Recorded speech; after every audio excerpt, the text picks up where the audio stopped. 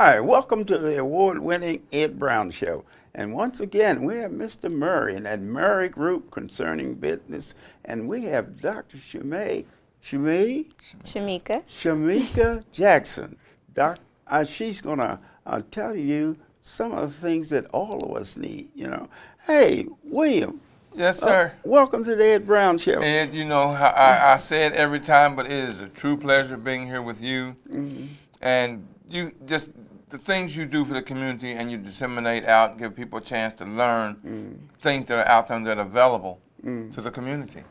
Well, it's amazing. You know, you continue giving the show and have these professionals come to your show. See, a lot of people don't realize, you know, your shows are #1 because you have professionals there, and this is a good example. Shamika Jackson, Dr. Shamika Jackson, tell us a little bit about yourself. I'm originally from west of New Orleans, Louisiana. I graduated from Xavier University with a Bachelor of Science degree. My major was biology, my minor was chemistry. Oh, biology, huh? Yes. Oh, right, the sciences, great. Yes, and then I went on to Pasadena, Texas, and I earned my doctorate in chiropractic over at Texas Chiropractic College in Pasadena, Texas, right outside of Houston. Yes. Great, fantastic. Okay, William, now what about this last show that you had there, business show? You were telling me about it. Tell us a little bit about that. I did a 4-hour class teaching the essentials of business success, and Ed, it was fantastic. Not because I taught it, but because of the people that were there and how much they got from it. They're making me do another one, Ed. Oh, they told me I got to come back and do another one. So now the 22nd, I'm doing another one. 22nd of November. Of November, yes. Oh, great. Same place. But Ed, I mean, it's just that they really need to, they want to know, Ed. People out there, they want to know. They want to know how to build their business. They want to know the essentials. Like I tell you all the time, it's not the big things you do to make you successful. It's the little things you do consistently that makes you successful, because that's what grows. Little things grow into big things. 100-foot oak was nothing but a little small acorn that held its ground. Right. So, and that's one thing I teach them about business, what it takes, the little things to build on that makes you successful. That's how I come about with Dr. Jackson. You know, on one of my shows, I had her, you know, and I've been knowing her, and I pulled my back out. And purposely? Well, you know, Ed, like I said, you always feel better when your doc's a beautiful woman. Right.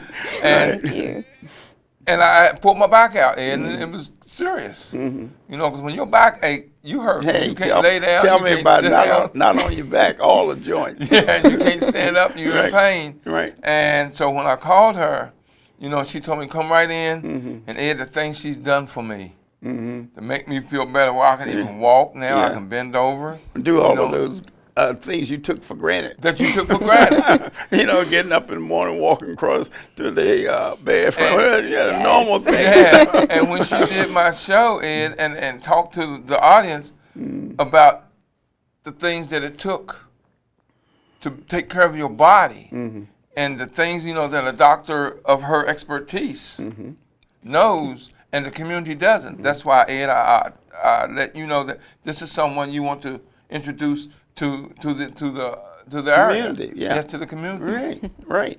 Tell us, Shamika, just how do you decide to go into that profession? Well, I was at school, undergrad, and I was trying to figure out exactly where I wanted to take my career. A guidance counselor told me to shadow a local doctor that was in New Orleans. Oh, shadow, yeah. Yes. So I definitely took that opportunity to shadow Dr. Kim Hardy. At that time, when I first started, it was a gentleman that came into her clinic, and he was in severe pain. He was due to have surgery. He was walking on a walker. Wow. Over the course of time that I shadowed Dr. Hardy, I witnessed this man walk in pain with a walker, and over the time, he was actually walking without any assistance.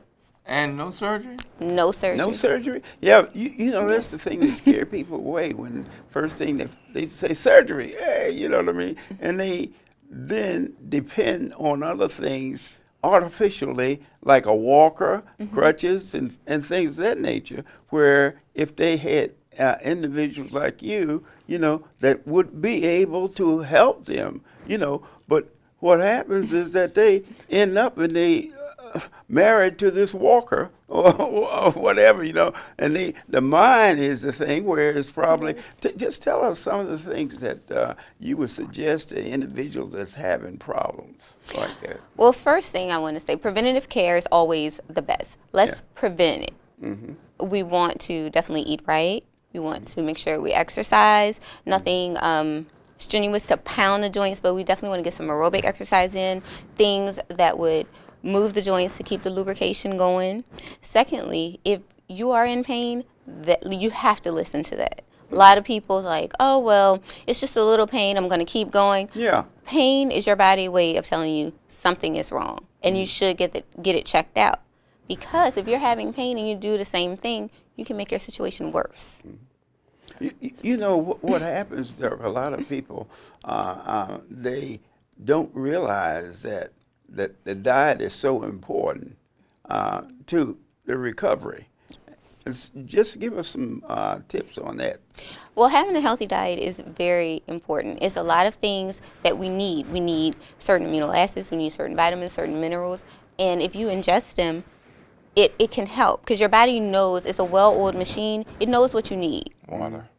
And you definitely, if you intake them, it can take the building blocks and repair what it needs to repair. And as Mr. Murry just said, water is very important. You want to flush out toxins.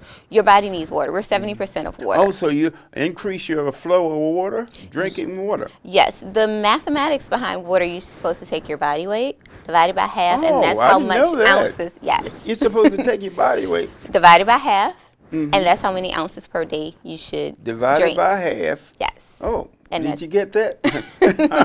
So let's just say, for instance, to keep the numbers simple, if you weigh 100 pounds, half of that is 50.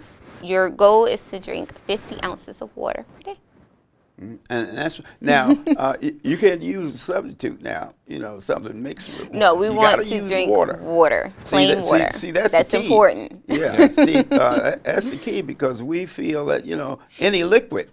No. No, see, but specifically you're talking about water. Yes, fresh, clear water. All liquids are not created equal. We want water, not what'd you juice, not say? tea. Yes. And how often do you do this? Well, you drink the ounces per day, and what you can do, you can just start simple. Because a lot of people don't drink a lot of water. So what I would advise is, when you pass a water fountain, go to that water fountain and drink 10 big swallows. Each time you pass it, if you get 10 big swallows in, you'll be amazed how much better you feel. Again, it's flushing out toxins, because we get toxins from everything. Because a lot of us eat fried foods, maybe not as often, which we hope not as often. They do. You have to eat every day. But again, you have fried foods, you have a lot of processed foods. We have a lot of processed foods that's out because it's easily obtainable. And just the environment itself has a lot of toxins that we intake. So again, we want to flush our bodies out with water. And especially if you're taking a lot of medications, a lot of people don't understand. If you're taking a lot of medications, it builds up. It builds up in your muscles. It builds up in your joints. You want to get water. You want to flush it out. You want to flush your kidneys out. It's very important. Yes. That is, and people, they take it lightly. They have a glass of water, a day, and they figure, hey, I've had the water for the day, but that's nothing. No, it's not. You have to think about it. Some people even take medications 3 times a day.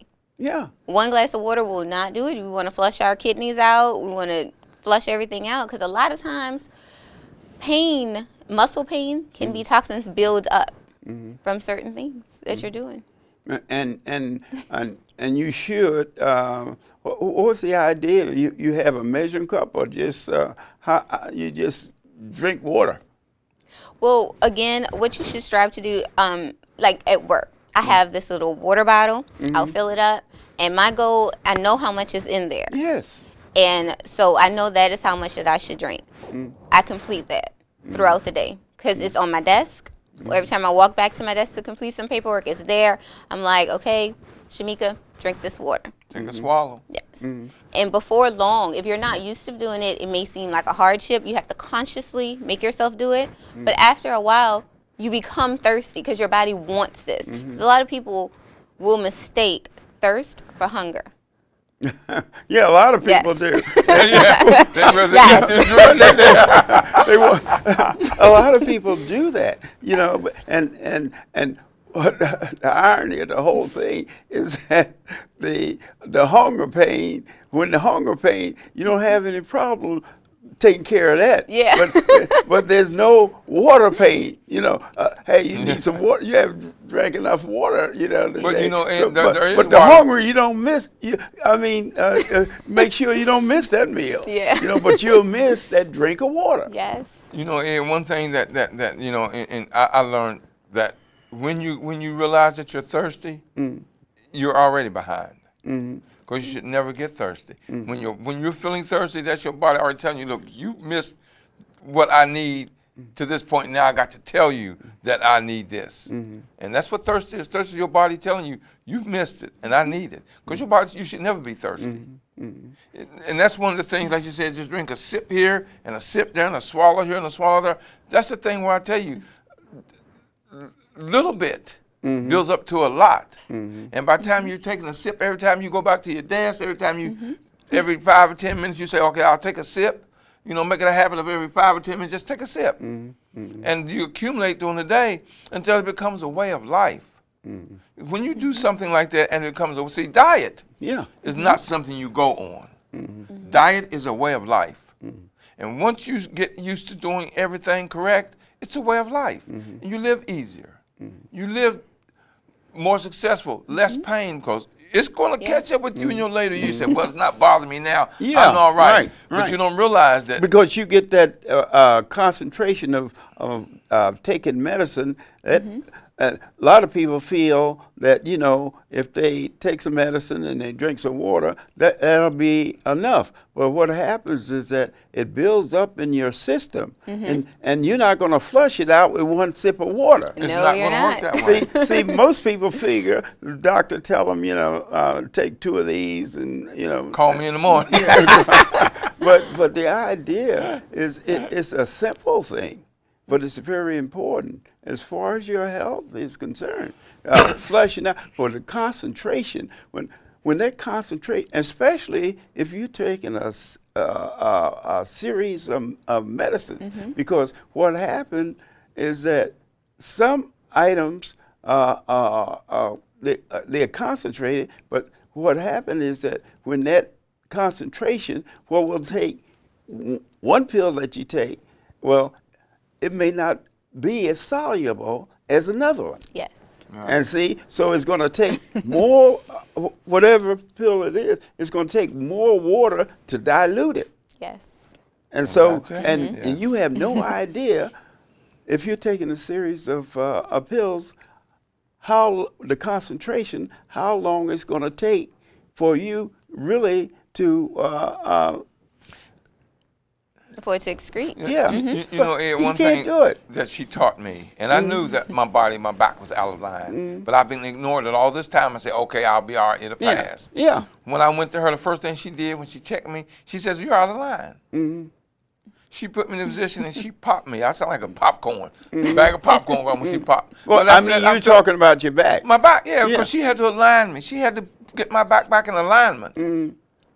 In order for me, then I'm thinking, whoa, this is all right. This feels good. But, you know, you tolerate and put up with it. But when I went to her and she did what needed to be done from a professional, I said, whoa, this is okay. From now on, she's in my life space. She's my doctor now to keep me alive. But what happens is that usually a person gets on prescription. The doctors, you don't emphasize how important it is for them to take a quantity of water to dilute that medicine to the point that it's going to be effective. Not only medicine, period, your joints, just your joints. Well, water is to your body what oil is to an engine of a car. If you don't put no oil in your engine, it's going to knock, it's going to ping, and then it's going to stop running. Well, that's your body. When you don't put water in it, it's going to knock, it's going to ache, it's going to ping, and it's going to stop running. to go see a chiropractor, what she's teaching me and showing me I need to do to stay pain-free in my back, and what she's doing for me, it's an education, Ed. I know diet. I know diet. Now, you want to talk about diet, I can talk diet. But she taught me about joints and ache pains and how you avoid it. And the idea, too, is that the fact that you really, you look at yourself and you wonder, you say, why should I drink all of this water when I haven't eaten anything? You know what I mean? So they associate eating with water. If I don't, unless you see what's happening, you know, if you had a diagram and see what's happening when you drink that water, the concentration of the prescription determines how much water it needs to be effective, because it has to be effective to help you. Yes. See, it doesn't. For instance, if you take so many milligrams and you don't, and it's not dissolved, then what happens is not effective. People don't realize that your body functions by daylight. It functions different by night, by the moon, by the sun. But one thing is fact that you can't, like I say, you can argue with me about which team you like best or which quarterback's the best, which ball player's best, but you can't argue when it comes to fact. The way your body is, the way God's nature has put your body together, the first thing you're supposed to do in the morning you wake up is put water in your system. Before you eat every meal, you're supposed to drink water. Before every meal, not during, not before after, every meal. Before every meal. Now, people substitute things like coffee and tea. Now, they do normally. You know, that's why the coffee and tea industry is doing so well, because of the fact that, and instead of when they go out to dinner the same way, just like I usually get lemon and water. You know what I mean? They ask you what you want to drink, but naturally they're pushing something that they can make some money off. They're pushing that soft drink or whatever. Well, again, to that, all liquids are not created equal. When you have coffee and tea, it's a lot of caffeine. This is something else that you're putting in your body, and you need water to flush this out. Sodas. Tell them about sodas. Sodas, all the sugar and the carbonation, again, you need water to flush all this out. And that's the biggest thing with patients when they come into my clinic. I try to teach them and educate them. I think the dynamics of a doctor-patient relationship is changing, where before it was, okay, the doctor would tell you to do something and you would do it because the doctor said so. You're right. Nowadays, with all the internet and the people knowing a lot more about conditions, doctors take this opportunity to actually educate you, because I can't go home with you. I can't go home with all my patients. Exactly. So if I can educate you and arm you with the tools to take care of yourself, you are helping me to help you. So this is what I talk about alignment. Some people come in and they've been injured, automobile accident, or they've fallen, or something of that nature, some type of trauma. And I explain to them of how important an alignment is, because a lot of people are not familiar with chiropractic adjustments. Right. And they'll say, okay, well, my muscles ache, this hurts. And I explain to them, if I align your spine, I take the pressure off the nerve, and that helps your muscles to relax, because the spinal cord and the spine is the center of your body. Again, our spinal cord controls the functions that we don't. We don't control swallowing, we don't control breathing, we don't tell our heart to beat. Our spinal cord does that. So it's very essential to survival. Don't even think of that. I know I didn't think about the spinal cord controlling I didn't know that. That's what I'm saying. Yes. So you got to talk to people that know. Education and is so involved. With the body being, your body always protects itself, no matter what, no matter if you're not thinking. This is the unconscious thing that we all have, something that's innate within us. So when you have trauma, like a car accident or something, your muscles tighten up to reinforce your spine, to protect your spinal cord. That's why you have such tension when you first have trauma. And in your case, when you were bending over to pick up the things out of the car, again, it was something that your body wasn't ready for. The muscles tighten up because they're like, okay, I need to protect the spine because this is my survival. And so that's what happens. So you actually give an education of the function of the joints, not just the spine, but other joints too. In as now, give us an example of that. If I was a patient, first thing. Well, when you come in, of course, we're going to greet you. I'm going to have you fill out a questionnaire. Tell me what's going on with you. Rated how much. I got a bad knee. A bad knee. Okay, so you come in with that. You tell me what's going on.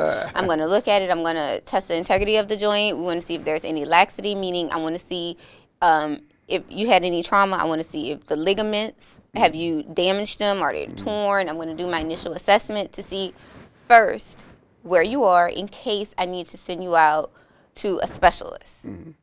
The second When thing. you say a specialist, you're talking about a surgeon. A surgeon, an orthopedist, or yes, an orthopedist or a neurologist, because there's nerves that go here. I want to see if there's any nerve damage, and if you need to have that or any type of other studies, maybe an MRI or something. I want to see that first. Right. So you take an MRI, right? Well, I want to see if you need that first, and then I'm going to see if there's any swelling, and I'm again look at the joint, look at the musculature, and we're going to talk about how did you do this, and then once we go in, maybe an adjustment, maybe some ultrasound, depending on exactly what I find after I do some orthopedic tests. Then the next step for me is to get you on some exercises because I want to strengthen some things. The area, yeah. Yes, I want to strengthen the area. And this is another key that a lot of people don't know. Not only do I want to strengthen that area, I want to use another tool. I like to call it a wobble board. I love that. That's one of my favorite. A wobble board. It's one of my favorite things that I have in my office. And you stand on it and you kind of balance yourself, because when you have an injury and you've been walking, let's just say with a limp for quite some time, your body has conformed itself to that limp. Now, when we're on the wobble board, it's called proprioceptive training. I'm teaching your brain to know that this is the proper way for you to walk. I'm reteaching your brain with that. You're educating the body, the brain, yes. and the body. Oh, but now see, that's, well, Ed, I'm learning this. So I've had her, Ed, I've had her on my show, Ed, and she's teaching me something now that we didn't talk about. Well, what a lot of people, when they go to the doctors, they talk about, well, I put surgery off because I have this some kind of a medicine that I'm taking that regenerates the ligament in the arm or the hand or whatever. What about the regeneration? Well, nerves can regenerate depending on the type of injury. And it does take a very, very long time for that to happen. For regeneration? For regeneration, depending on the type of damage you've had. See, a lot of times it could possibly be a blockage. For instance, if you're having numbness in your hand. Well, your hand is here. The nerve that innervates the hand is in your neck. We have shoulder, we have the elbow, we have the wrist. We got to get through those. Right. So we want to see exactly where it may be pinching off at. A lot of times, if you play tennis, they have the issue in the elbow. Yeah, have tennis elbow. Tennis elbow. Right. Exactly. And some people, depending on your job, if you're doing a lot of overhead things, you'll have the issue in your shoulder. And if you had trauma or something, the issue may be in your neck. And again, it's the same issue in the hand, but again, you have to figure out where is it coming from. Okay, supposing in cases now, this is an old thing, is arthritis, where it affects your hand. I think it affects your hand first, but it can go all over your body.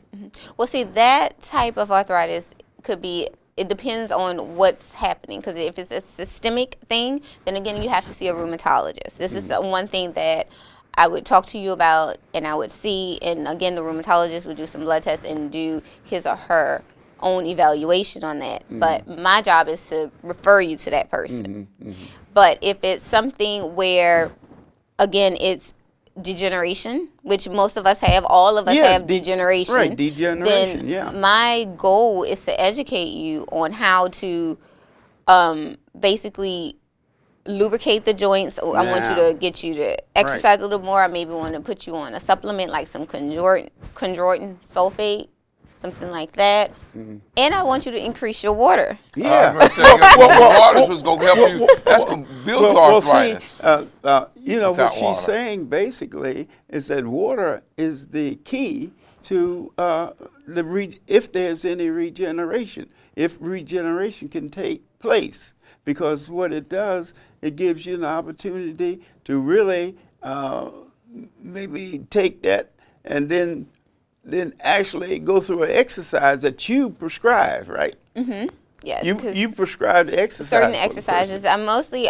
towards the end, depending again on the injury, and each case is different.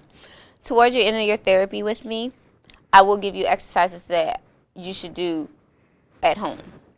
Yes, to strengthen the area, or let's just say if you're trying to get back to your daily activities, something that you haven't done because you were in pain. Right. I'm going to teach you how to do it, and I'm going to give you tips on, okay, if you hold yourself up properly, this is proper stance for this. This is what you do. You lift with your legs, not with your back, things like that. And you're going to do it a couple times in my office because I'm going to show you. Because it's one thing for me to tell you, and it's a totally different thing for me to actually show you. And then you go home, and I give it to you before I discharge you, because I want you to give me feedback and say, hey, doctor, I did this when I went home, and this happened. Now, and we can, again, tweak it.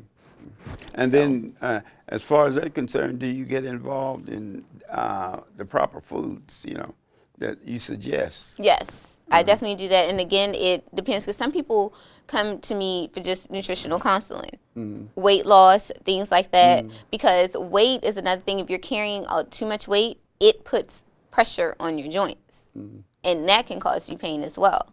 Some people, when you've lost a lot of weight, they feel a lot better, because again, your skeleton does not change. It is what it is for the most part. If you're eating and you're gaining a lot of weight, that's a lot of pressure to put on your skeleton. And so, again, your joints are going to wear harder. So we just definitely want to give full health. Yes. So your advice, basically, you know, and this is for, I would say, office worker, or because I would say 90% of the time they're sitting down, you know what I mean, and they're sitting down for hours at a time. So do you have any suggestions for them, like during their break or lunchtime or something like that? Actually, every 1 to 2 hours, I recommend that you get up, you walk around, you do a little stretch. There's a couple desk stretches that you can do as well that I recommend people to do. Because if you're just sitting in that one position, a lot of times our posture is not as good. Sitting in that one position, we tend to droop. I want you to get up. I want you to move around. I want you to get the blood flowing. And that is a very, very good thing. Well, what are, you know, some people have these balls, big balls you can sit on. Now, how effective are they? And do you recommend those? I mean, no, this is big ball. You can sit at the desk. That you can sit on, yes. And I laugh to myself because it's been a couple times I sit on one of those from time to time at my desk, and I'll have patients come in like, what are you doing? I'm like, oh no, I'm just kind of sitting here. What it does when you're sitting on the ball, you have to engage muscles that you don't have to necessarily engage while you're sitting, that you should, but that we don't. But the ball is therapy. Yes, the ball, if you just sit on that ball, you can feel yourself, your back will tighten up. And what is that formula, quickly, about the water? Take your body weight, divide it by half. You should you heard it right here on the Ed Brown Show. I'm telling you.